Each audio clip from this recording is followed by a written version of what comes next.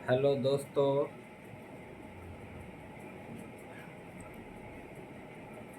आज मैं लेक्चर 2 यानी क्लास 10th का मैथ का चैप्टर 8 का फार्मूला पहले वीडियो में डाल दिया था। आज मैं एक्सरसाइज एनसीईआरटी बुक का क्लास 10th का मैथ का सॉल्यूशन कर रहा हूँ। तो एक्सरसाइज 8.1 इसमें पहला हिसाब है। इसमें पहला हिसाब है जो ए बी सी एक समकोण त्रिभुज है।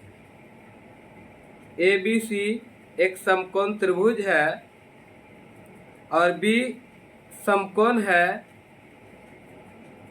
A B 24 centimetre, B C 7 centimetre. तो निम्नलिखित का मान ज्ञात कीजिए। तो सबसे पहले एक ट्रायंगल खींचते हैं यानी बनाते हैं एक ट्रायंगल। ये है राइट ट्रायंगल यानी समकोण त्रिभुज A B C. A B 24 centimetre दिया हुआ है, बी सी 7 सेंटीमीटर दिया हुआ है। आपको ए सी निकालना पड़ेगा पहले, यानी A B equal to 24 centimetre, B C equal to 7 centimetre और ए सी इक्वल टू वाट, यानी यही निकालना पड़ेगा। तो हमने फार्मूला पढ़े हैं A C equal to root under A B square plus B C square. यहाँ ए बी का वैल्यू दिया हुआ है 24, 24 का स्क्वायर प्लस बी सी का वैल्यू 7 सेंटीमीटर दिया हुआ है। उसके बाद रूट 24 गुना 24 करेंगे तो 576 प्लस 7 पे स्क्वायर है 7 गुना 7 49। दोनों को अगर हम ऐड करते हैं तो 625। 625 का वर्गमूल है 25। इसका ये वर्गमूल निकला 25। आपका ये जो है कर्ण निकल गया कितना 25। ये हमने कर्ण निकाल दिए। अब आगे कहता है निम्नलिखित का मान ज्ञात कीजिए। तो अब इसको हम मिटा देते हैं। उसके बाद इसी का आगे जो है, अब सवाल में आगे कहता है निम्नलिखित का मान ज्ञात कीजिए। अब मान क्या क्या है तो लिखते हैं हम। रोमन नंबर 1 में है साइन ए, फार्मूला होता है P/H। आपको बता दे यहाँ पे एंगल जो है एंगल एंड ए, यहाँ पे एंगल चेंज होते रहता है, कभी ए रहेगा, कभी बी, कभी सी। तो एंगल के अनुसार डायग्राम में भी हम चेंज करते हैं। अगर यहाँ पे ए है तो ए के सामने वाला भुजा को हम पी कहते हैं यानी लंब कहते हैं। किसको? यहाँ पे ए है, ए के सामने वाला भुजा को, इसको अगर हम लंब कहते हैं तो ये हो जाता आपका आधार यानी बी। और कर्ण जो है कभी नहीं बदलता है, एच कभी नहीं बदलता है, ध्यान रखिएगा। तो इसके अनुसार हम चेंज करते हैं। एक के सामने वाला भुजा को क्या कहते हैं? लंब कहते हैं। आपका पी हो गया 7 और एच यानी कर्ण कितना हो गया 25। इसी में ही कहता है कॉस ए। कॉस ए बराबर फार्मूला होता है B/H। B/H होता है। तो अब यहाँ ए है ए के सामने वाला भुजा को अगर हम लंब कहते हैं तो ये हो जाता है यानी आधार बी। तो यहाँ पे इसके अनुसार बी 24/25 यानी ए एच कभी नहीं बदलता है। ये हो गया रोमन नंबर 1। अब रोमन नंबर 2 क्या है? रोमन नंबर 2 में कहता है क्या? साइन सी। साइन सी फॉर्मूला वही होता है P/H। अब यहाँ पे C है तो फिर आप ट्रेंगल में C के पास चले जाते हैं, यानी C के सामने वाला को हम लंब कहते हैं। C के सामने वाला को लंब कहते हैं। अगर ये लंब हो गया तो ये आधार हो जाएगा। C के सामने वाला को लंब, हमको लंब का जरूरत है, यानी 24/25 H यानी कर्ण कभी नहीं बदलता है। अब इसी में है cos C। cos C formula होता है इनका B/H। B/H। अब यह C के सामने वाला को लंब कहते हैं। C के सामने वाला को लंब हमको तो चाहिए B, तो B आपका हो जाएगा 7 यानी 7/, हो गया आपका 25। ये हो गया क्वेश्चन नंबर 1 का पूरा सॉल्यूशन। अब नेक्स्ट प्रश्न, अगला प्रश्न, इसको हम मिटा देते हैं। अगला प्रश्न,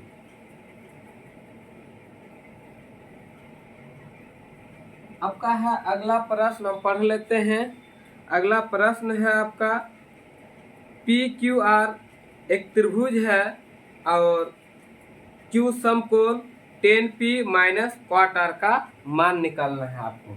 फिर यहाँ पे एक राइट ट्रायंगल आपको बनाना है। राइट ट्रायंगल हमने फिर एक राइट ट्रायंगल बना लिए। ये राइट ट्रायंगल बना लिए, इसका नाम दे दिए PQR। Q आपका समकोण है, 90 डिग्री है। ये दिया हुआ है 12, ये दिया हुआ आपका 13। आपका यहाँ पे फिर ये क्वेश्चन नंबर 2 है, ठीक, यानी PQ बराबर 12 सेंटीमीटर और Q यानी PR बराबर है 13 सेंटीमीटर। आपको निकालना है QR बराबर वाट। QR बराबर वाट, यही आपको निकालना पड़ेगा पहले, ठीक। तो फार्मूला हम पढ़े हैं, क्या पढ़े हैं? इसको बोलते हैं B, इसको बोलते हैं P, इसको बोलते हैं H। तो हम B निकाल लेते हैं, यानी B बराबर फार्मूला पढ़े हैं, B बराबर root under H² minus T²। H का वैल्यू 13 है आपका, H का वैल्यू, इसको H बोलते हैं, H का वैल्यू आपका 13 पे स्क्वायर माइनस P का वैल्यू आपका 12 पे स्क्वायर, रूट दे दिए। उसके बाद 13 गुना 13 करेंगे तो 169 माइनस 12 है 144। अब दोनों को घटाएंगे तो हो जाएगा कितना? 25 का वर्गमूल 5 होता है, ठीक। ये मेरा जो है B निकल गया, कितना? 5 निकल गया, ठीक। अब आगे हमको इसी प्रकार से निकालना है क्या? 10P फार्मूला होता है P/B। यहाँ पे एंगल आपको चेंज करेगा, P है, P के सामने वाला को बोलते हैं लंब। यहाँ पे हो जाएगा, यानी कितना हो जाएगा? ये 5/12। देखिए ये ओरिजिनल, ये होता है P, ये होता है B, ये होता है H, लेकिन यहाँ पे ट्रायंगल के अनुसार, इसके अनुसार ये चेंज होता है, आपको ध्यान में रखना पड़ेगा। अगर ये P है तो हम ट्रायंगल में जाएंगे, P के सामने वाला को लंब कहते हैं, हमको लंब का जरूरत है। लंब आपका हो गया यहाँ पे 5, ये वाला B है, ये जनरली वैल्यू ऐसे निकालते हैं हम लोग। निकलने के बाद ट्रायंगल में ये चेंज होता है, विशेष ध्यान रखना है। ये हो गया। उसके बाद cot R फार्मूला होता है क्या? B/P। cot R है तो R के सामने वाला को बोलते हैं लंब, लेकिन हमको लेना है B। R के सामने वाला को लंब, अगर ये लंब हो गया तो ये B होगा, यानी ये हो जाएगा 5/, कितना? फिर 12 हो गया। उसके बाद हम यहाँ आ जाते हैं 10 P माइनस क्वाट R 10P का वैल्यू हम निकाले 5/12 माइनस क्वाट R का वैल्यू 5/12, दोनों कट गया 0। ये क्वेश्चन नंबर 2 था। क्वेश्चन नंबर 2 भी आपका सॉल्यूशन हो गया। अब क्वेश्चन नंबर 3 देख लीजिए। क्वेश्चन नंबर 2 आप लोग उतार लीजिएगा इसको।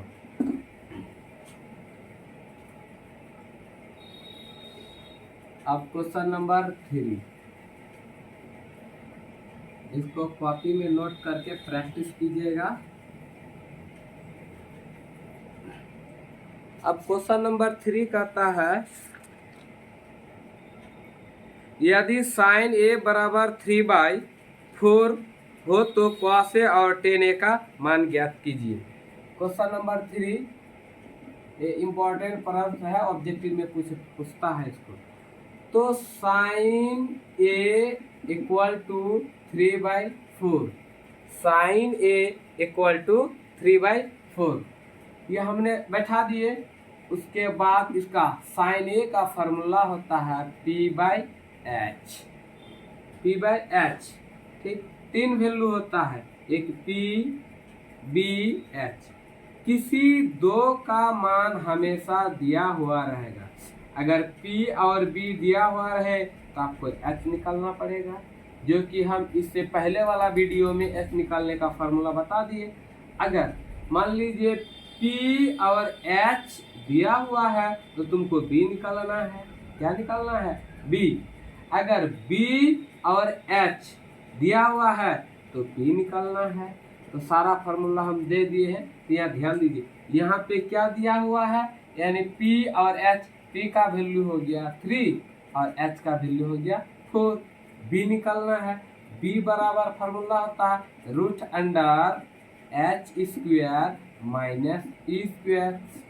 √H का वैल्यू 4 है, 4 पे स्क्वायर माइनस P का वैल्यू 3 है, 3 पे स्क्वायर, यानी अब ये गुना हो जाएगा। 4 चौके 16 प्लस माइनस 3 3 जा 9। अब ये घट रहा है तो 7 यानी √7 इसका वर्गमूल नहीं निकलता है, ठीक। निकलता है 10 में, तो आपका आंसर इसी में है। तो ये B का वैल्यू निकल गया। अब सवाल में क्या कहता है, जो cos A और tan A का मान निकाले। हम यहाँ पे लिख देते हैं। आपको P भी पता चल गया, H भी पता चल गया, B भी पता चल गया। अब लिखिए cos A। यहाँ पे तो ट्रायंगल है नहीं जो हम चेंज करेंगे। अब इसको जैसे वैसे हम बैठा देंगे। cos A बराबर हो गया, आपका फार्मूला होता है B/H। B का वैल्यू कितना है, √7 और H का वैल्यू है 4। उसके बाद tan A बराबर है फार्मूला P/B। P का वैल्यू वहाँ पे है 3/B का वैल्यू हो गया √7। ये आपका हो गया आंसर। ये क्वेश्चन नंबर 3। अब क्वेश्चन नंबर 4 पढ़ेंगे हम लोग। कितना? Question number 4। तो चलिए इसको नोट कर लीजिए। अब क्वेश्चन नंबर 4,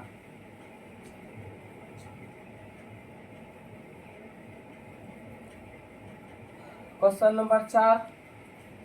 नंबर 4 कहता है यदि 15 क्वाट A बराबर 8 हो तो साइन A और सेक A का मान ज्ञात कीजिए। क्वेश्चन नंबर 4 कहता है क्या, 15 क्वाट A इक्वल टू 8 है। यहाँ पे देख लीजिए, यहाँ जो 15 गुना में है, इसको इधर जब लाएंगे तो भागा में हो जाएगा। तो 15 क्वाट A बराबर 8/15 हो गया। ये इधर आया तो किसमें हो गया, भागा में। इधर गुना में था, इस पट्टी में आ गया तो भागा में। अब इसका फार्मूला हम यही लगा देते हैं। फार्मूला होता है क्वाट का B/P। आपका B का वैल्यू हो गया कितना, 8, और B का वैल्यू कितना हो गया 8, और P का वैल्यू हो गया 15। यानी B और P है, आपको H निकालना है। हमने पहले ही बोले 3 वैल्यू रहता है, हमेशा 2 वैल्यू दिया हुआ रहेगा, एक निकालना पड़ेगा आपको। यानी H निकालना है। H equal to √P² plus B²। अब P का वैल्यू बैठा दीजिए। P का वैल्यू है 15 पे स्क्वायर और b का वैल्यू है 8 पे स्क्वायर रूट अंडर। अब 15 गुना 15 225, 15 गुना 15 225। यहाँ पे अगर 15 पे स्क्वायर है तो आप लिख सकते हैं 15 गुना 15, ये होता है 225। फिर 8 64 रूट दे दिए। उसका दोनों को जब हम ऐड करेंगे 289 होगा, दोनों को ऐड करेंगे। इनका वर्गमूल होता है 17, वर्गमूल होता है 17, आपको याद रखना है, इसका वर्गमूल होता है 17। ठीक, ये वर्गमूल निकल गया। अब सवाल में कहता है क्या, साइन ए और सेक ए का मान ज्ञात कीजिए। Sine A equal to formula होता है पी बाय एच। पी का वैल्यू यहाँ से हम निकाले, पी का वैल्यू 15 है, 15 बाय एच का वैल्यू 17 निकला। उसके बाद सेक ए बराबर होता है क्या, एच बाई बी। एच का वैल्यू निकाले 17 और बी का है वहाँ पे 8। ये हो गया आपका आंसर। ये था क्वेश्चन नंबर 4। ये है क्या, क्वेश्चन नंबर 4। आपको समझ में आ गया होगा। अब हम क्वेश्चन नंबर 5 बनाएंगे। Question number 5,